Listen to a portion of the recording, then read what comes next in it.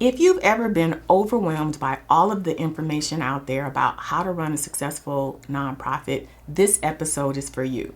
I'm going to walk you through everything from concept to infrastructure to scaling your nonprofit, all in one easy roadmap. When we come back, let's dive into the nonprofit journey made simple. Welcome to On Air with Amber Wynn, where nonprofit leaders learn to fuse passion and commitment with proven business strategies to create long-term funding, impact, and sustainability. And now, here's your host and resident philanthrepreneur, Amber Wynn.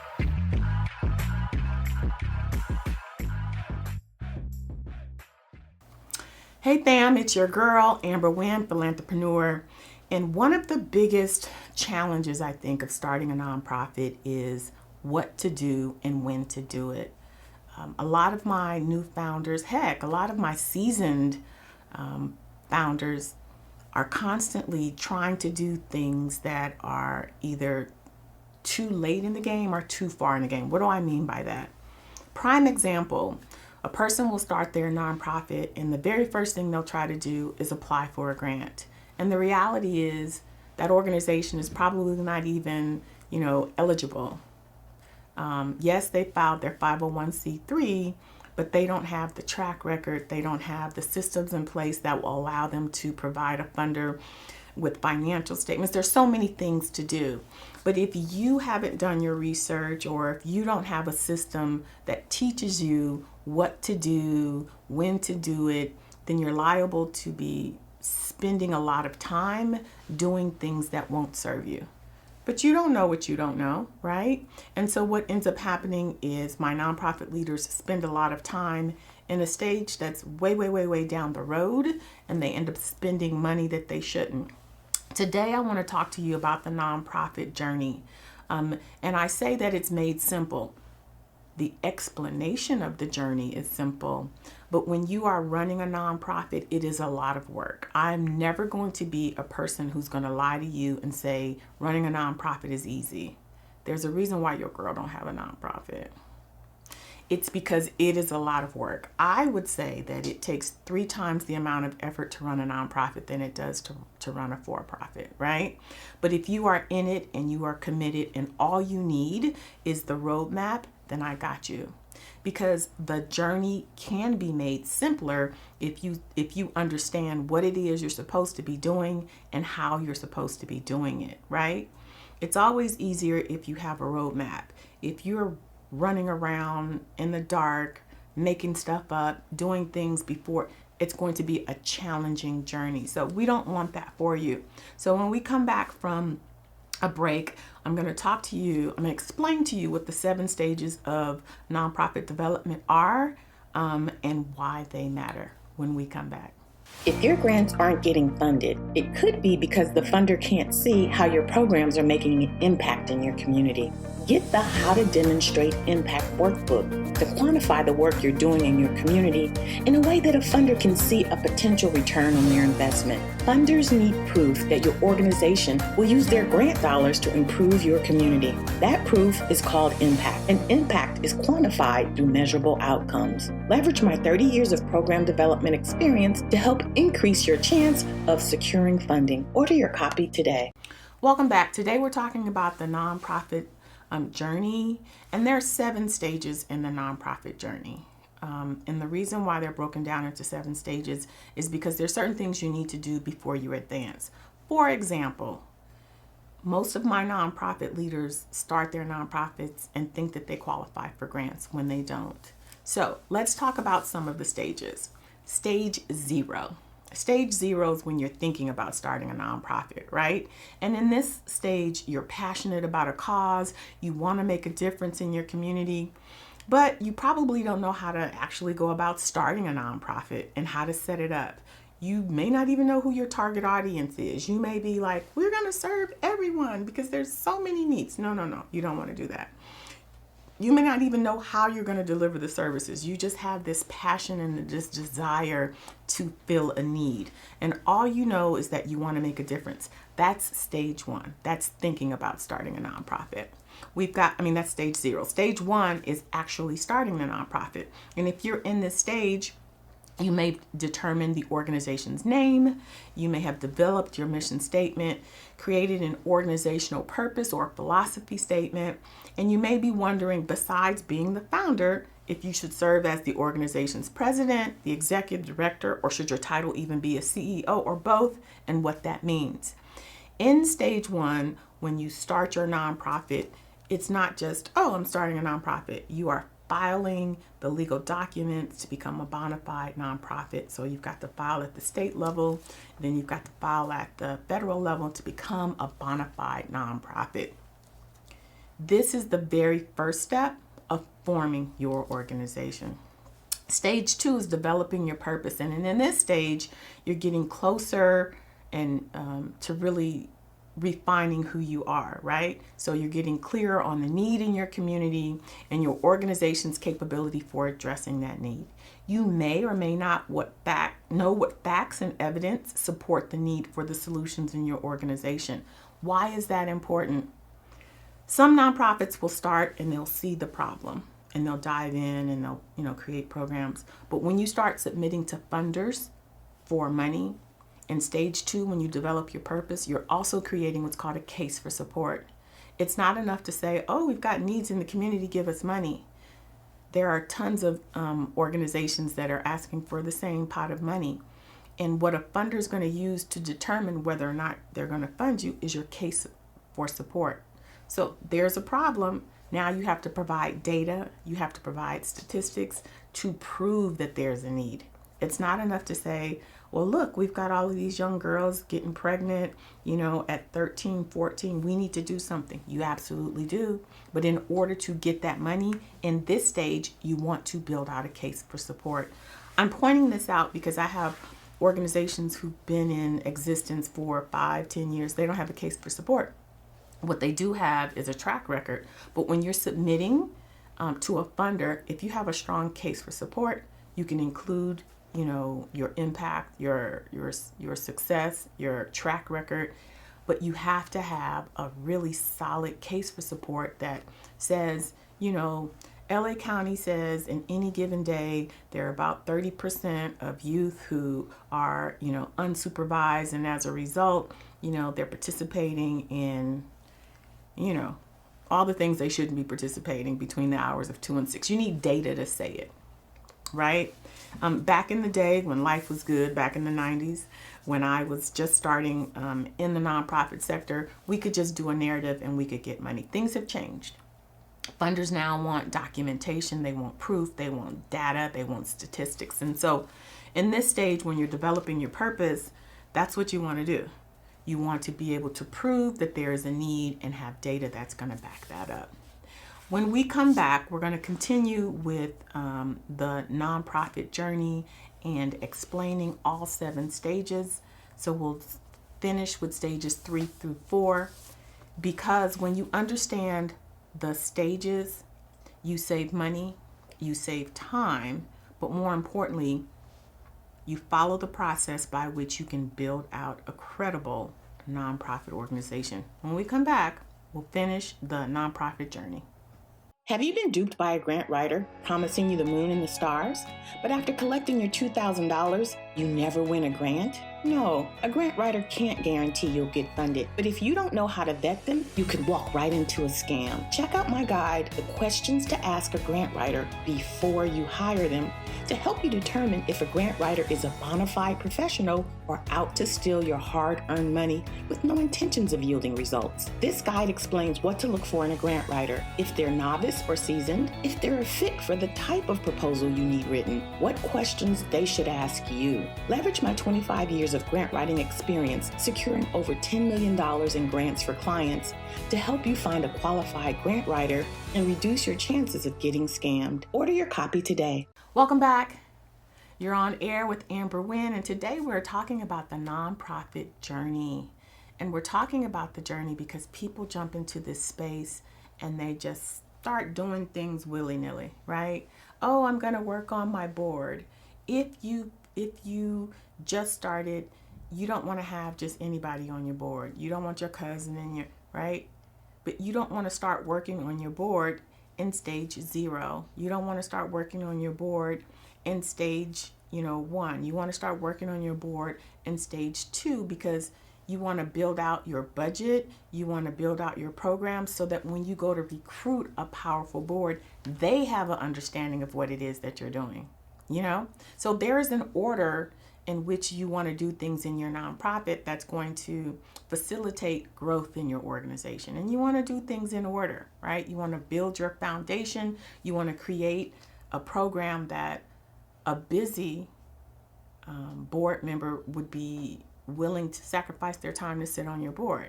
If you're not clear about what your programs are, your measurable goals, your objectives, you won't be able to clearly articulate those to your board. And guess what? Your board is responsible for fundraising. So if you haven't clearly articulated what the measurable goals and objectives are, how are they going to? How are they going to bring in resources when they can't say to the people in their network, here's the reason why you want to support the organization? I have executive directors say all the time, my board don't do anything. When I look at their foundation, I'm like, well, what is it that they're fundraising for? The founder or the executive director will say, for the programs. But what are they saying? As a funder, I can tell you, well, what's your impact? How many have you served? What's the difference in your community as a result of you being there 5 years? If you don't have that for your board is not going to be able to successfully fundraise for your organization. So that's why today we're talking about the nonprofit journey. What stage is your organization in? You want to complete each stage completely and then move on to the next. If you successfully complete stages 0 through 2, now you can move on to stage 3, which is develop your programs, right? If you're in this stage, you're developing innovative programs and projects that'll make a difference as a result of your organization's efforts in the community. When I tell you we don't need another tutoring program, I have people say, we're going to do after school tutoring. We don't need another tutoring program. What we need is something innovative. Maybe you create a nonprofit organization that supports other tutoring programs. What would that look like? I don't know. Maybe it's you identify people who are in the industry who can come in and support the tutoring programs, right? Maybe you have some engineers that are go in and work with math programs or STEM programs. I don't know. Something different, something innovative. As a funder, we see the same proposal over and over. We're going to create an after-school, tutoring program that's going to help increase the grades of the kids. Like it's boring, right? So when you are jumping into an ocean, you're in a pool right now, right? When you're jumping into an ocean, competing for money, your programs have to be innovative. They have to be different. They have to stand out from the crowd. So it's important that when you do that, you have measurable goals and objectives. Something that's going to say to a funder, if you give me money, this is what you're going to get in return. You're going to get an increase in this community who typically never goes to college. You're going to get an increase in youth enrolling in college. Or if this community, there's a high dropout rate in high school, you're going to see a 20% increase in, high school graduations. It has to be that specific.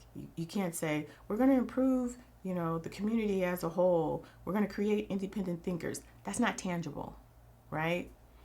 But I have individuals who will start their nonprofits. They don't even think about measurable outcomes. They don't even think about, quantifying their success. And then when it comes time for them to try and secure funds, it's going to be a challenge because the funder is not clear about what it is that you're delivering. Your board is not clear about what it is that you're delivering. In stage 3, developing your programs, you're also building out your budget. If you have a program, right, you also have a budget. That's what your board is going to use to go secure funding. I can't tell you how many people come to me saying that they need a grant, but they don't have a budget. Well, then what are you putting down? What are you putting down on the application?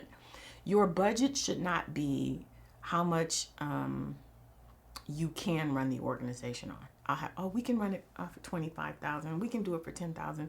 Your budget, when a funder asks you for your budget, there are 2 budgets. One is your organizational budget. How much does it cost to run your organization? They're asking you for that because they have no intention of providing the monies that you need to run your organization. That's your responsibility as the founder. It's your board's responsibility.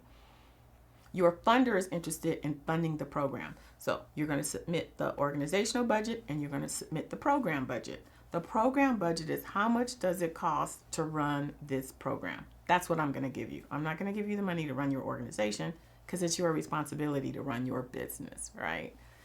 So if you are submitting grants for $10,000, $5,000, you may be excited because you're like, oh my goodness, there's some money coming in. Remember, our goal is not for you to get money. Our goal is for you to be sustainable. That means you're going to fully fund your programs. That means you're going to have diverse funding streams so that you can fund your organization. So in this stage, it's important that you have a budget that shows how much it costs to run your organization fully funded. That means having your salaries in there. Most of my founders don't include their salaries. They're like, oh no, I don't need, you do need that. So that you're not working your 9 to 5 and then working your nonprofit. Put your salary in there. The sooner you get funded, the sooner you can leave that job that you hate anyway. And you can fully work at your nonprofit. But if you don't know that, you're not including that. And what that means is now it's going to be longer and longer and longer until you get your salary. We want your salary in there right away. We want your board fundraising for your salary right away. We want your board fundraising for staff right away. But if it's not in the budget, then they're not going to do it. So that's why it's important to understand at what stage you're doing what thing. Let's move on to stage 4. Stage 4 is when you build your leadership team, right? That's your board. Now you're recruiting your board because now you have a budget, you have measurable goals and objectives, you have program description. Now your board is clear about what it is they're going to be fundraising for. Yes? Stage 5 is building your systems. I tell my team all the time, you want to build your systems before you start even hiring staff. Your systems are what allow you to give your funders data, right? If you have a CRM, when you're enrolling people, all of that's going into your database. When you're fundraising, all of that data is going into your database. When a funder asks you for your financial statements, it's because you have an accounting system. So you want to be able to give your funder all of that data. So you build out your systems, your accounting systems, your marketing, your fundraising, all of the things that's going to allow you to produce reports, right? If a funder gives you a grant, trust and believe, either in the middle, the quarter, the end, you're going to have to do what's called a compliance report. If you don't have systems in place, it's going to be very challenging for you to create those reports. So systems are like the backbone of your organization. And that happens in stage 5. In stage 6, you want to start building your credibility. I say it all the time. A seen nonprofit is a funded nonprofit.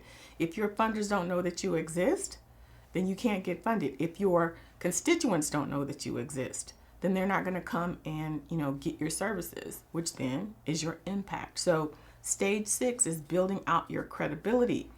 So you have to have proof that your programs work, right? If you say we're going to make sure that 500 of our program participants graduate, where's the proof, right? That's how you're going to get funded. You're going to say to a funder, we've already graduated 500 youth. Give us more money so we can graduate 1,000 or 2,000. So building your credibility is important, and that's stage 6. And then the last stage is stage 7, building a sustainable nonprofit. And if you're in this stage, now you're ready to create a funding strategy. You've got your systems in place, you've got your leadership team, you've got your budget, you've got proof that you're making an impact. Now you're going to grow your organization by diversifying your funding streams, right? You're going to help your board to help bring in more resources, not be solely dependent on grants, not be solely dependent on galas. You're gonna have at least 10 streams of revenue. And this is how your organization gets to sustainability. Listen, fam, I'm sharing with you these stages because if you start off in stage 1 and you're trying to do the work in stage 7, you're gonna burn yourself out. There's too many gaps in between. You're missing essential pieces. What you want to do is build out your is build out your organization in a way that makes sense and that saves money and that saves time. So if you're not sure what stage you're in, you can go to my website, the Nonprofit Mastery Academy, and there's a quiz that you can take, and it will show you what stages you're probably in. And if you think that you're in stage 5 and you're ready for funding, but it says you're actually in stage 2, that means that you've got some foundational work to do. And what I say is, don't you want to know that? Don't you want to know that instead of putting all of this energy and trying to get these grants and things and you will never qualify for it because you're missing essential pieces of your organization? So go to my website, the Nonprofit Mastery Academy, take the quiz, see which stage you're in. And if you're still, pumped up about getting your organization to that place where it's fundable, check out the Nonprofit Mastery Academy. That's where I'll walk you through each one of these stages. I help you to develop your organization. I give you templates. I share with you in depth what you need in each stage, and I give you the resources you need to build out your organization. I am here to help you create a successful nonprofit. It's not about checking off boxes. It's about doing the work to create a very solid nonprofit organization. All right, we're going to shift reels right now and we're going to move into Ask Amber. Jamie from Hermosa Beach has a question for me. Go ahead, Jamie. What's your question? Hi, Amber. This is Jamie, calling from Hermosa Beach, California. I really want to make a difference in my community. I'm thinking about doing beach cleanups once a month up and down the coast. I'm still in college, so I don't have any dispensable cash or a savings to start a nonprofit. I was wondering, can I get a grant to start a nonprofit? And if so, where would I look? Thanks, and I hope you read my question on your podcast. So the short answer is no. You cannot get a grant to start a nonprofit. Let me explain to you why. A nonprofit is a business, and funders are not going to give you a grant to start a business because it is your responsibility to run your business, yours and your board's. So if I'm giving you a grant to start a business, that says to me you're not ready to run one. You should really start your nonprofit with about $25,000, $50,000 because a business has business expenses. If you can't afford your business expenses, then you should not be starting a business, right? And I'm not saying that to be mean. I'm saying that because a funder is looking to fund organizations who are viable. If I give you money to start a nonprofit, then you need money to run the nonprofit. If I give you money to run a nonprofit, come on, right? Funders aren't here. It is not the funder's purpose to fund nonprofits. Did you guys know that? The funder's purpose is to meet their funding goals, right? If my goal is to end cancer, I'm going to partner with nonprofits who have programs that's going to help me end cancer. My purpose is not to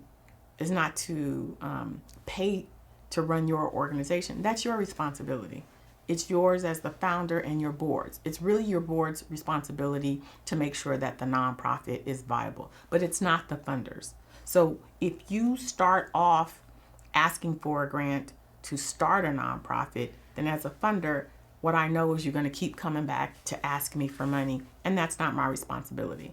I'm giving money to different nonprofits so that I can meet my funding goals, whatever that is. So no, Jamie, you cannot get a grant to start a nonprofit. But thank you for asking. That's one of the top keyword searches in Google. How to get a grant to start a nonprofit. Don't do it. Don't do it. Okay.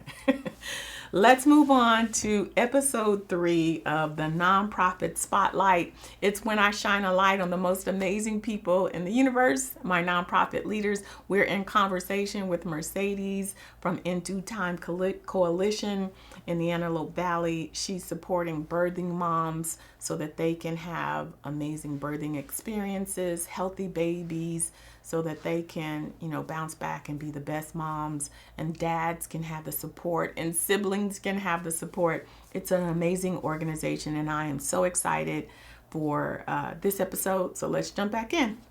Share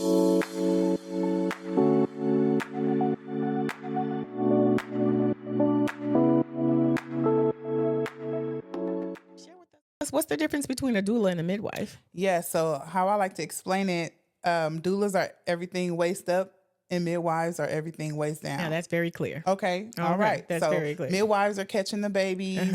Doulas are there to provide support, All right. soul support. So whether it's emotional support, getting information, resources to take back to the families, providing the hands-on, like a light massage, things like that. And midwives do the blood pressure. They catch the babies, like I previously mentioned. Yes. And all of the providers. So when would be the best time for someone to request a doula? Is it like soon as you found out you're pregnant? I would say yes. Yes? I would say as soon as you find out that you're pregnant, start seeking a doula. Before you seek, make sure you have before you, just go with the first person, have an interview. Because you want to be able to know that you mesh with this person that'll be, seeing all of your business for the full 40 weeks. Okay. So, yeah. Okay. All right.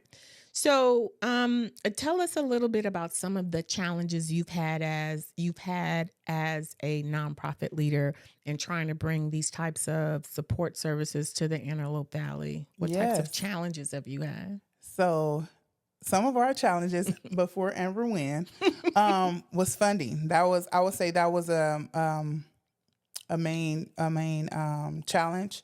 We did the accelerated. What was it? 90 days? Yeah. Coaching 90 program. days. 90 intense days. They were kind of intense. They were very intense. Okay. Very intense.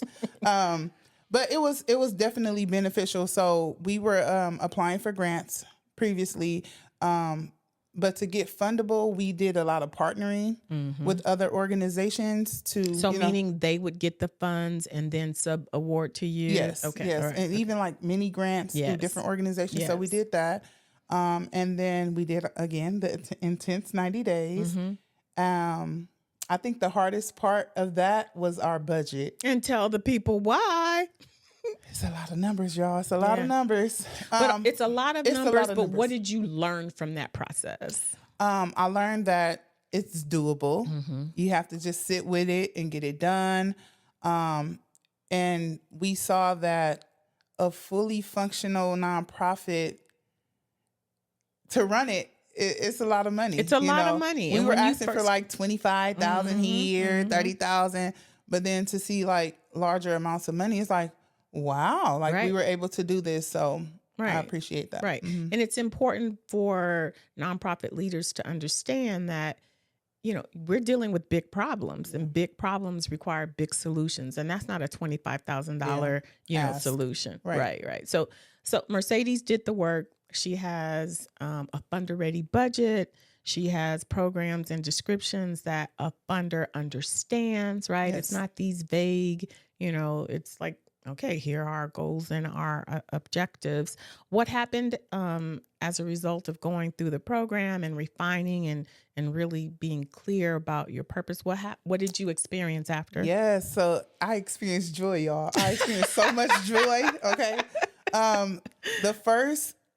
The first grant opportunity after the 90 days, we were awarded $120,000. I'm just saying. For 18 months. Okay. By LA Gaines. So thank you guys for that. And we have trained 23 community members in becoming doulas. Yes. In our next cohort, we're looking for 20. Our goal is to train 100. Okay. But I got something special for the dads coming up. So y'all dads be on the lookout.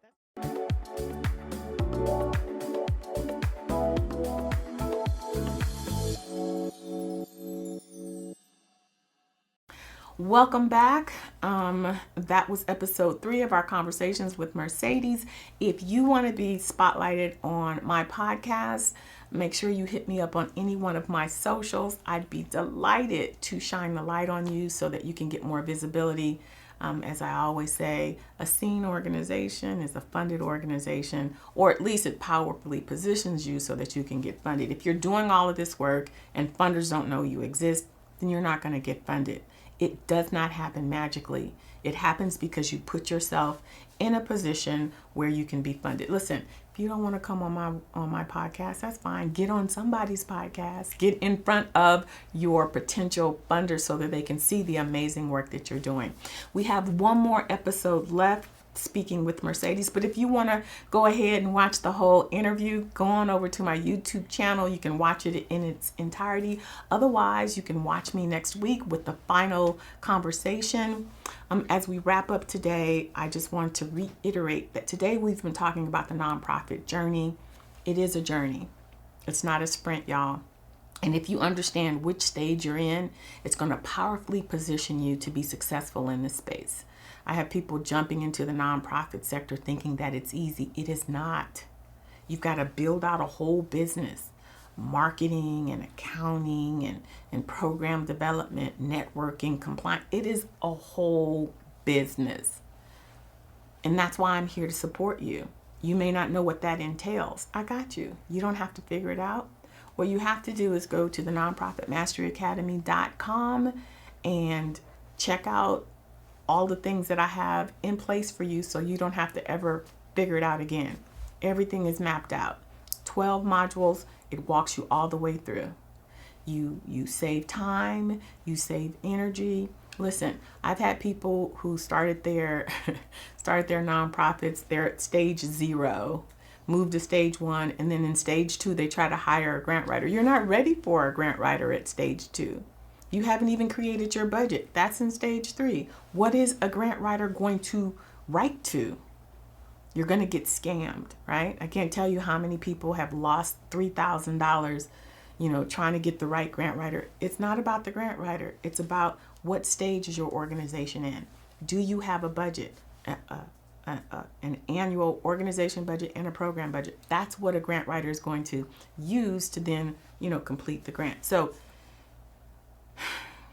just do things in order because it's going to facilitate you saving time, most importantly, your hard-earned money, trying to get your organization to that place where it's sustainable. All right, if you've enjoyed today's episode, be sure to like, subscribe, and share it with someone in your network. And I'm just going to encourage you, as I always do, to take care of yourself like you take care of your community. We'll see you next week. Thanks for listening. If you enjoyed this episode, subscribe and leave a review on iTunes. Head over to www.amberwynn.net/podcast for the links and resources mentioned in today's podcast. See you next time.